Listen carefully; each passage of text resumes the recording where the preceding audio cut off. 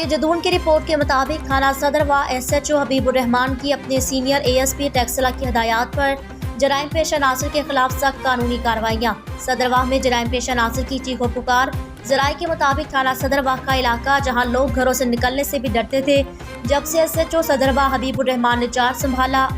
اپنے سینئر افسران کی ہدایات پر اپنے علاقے سے جرائم کے خاتمے کے لیے دن رات ایک کر کے منشیات فروشوں، ڈکیتوں، غیر اخلاقی پیشہ ور لوگوں کے خلاف قانونی کارروائیاں کر کے جرائم پیشہ عناصر کا جینا حرام کر دیا ہے اور ایسے لوگوں سے اپنا علاقے کو صاف کرنے کا عندیہ دیا ہے۔ دبنگ SHO حبیب الرحمان کی کارکردگی سے اہل علاقہ شریف لوگوں نے سکھ کا سانس لیا۔ بلا تفریق جرائم پیشہ عناصر کے خلاف قانونی کارروائیوں کی وجہ سے صدرواہ کے علاقہ میں جرائم میں بہت زیادہ کمی ہوئی اور علاقے کے عوام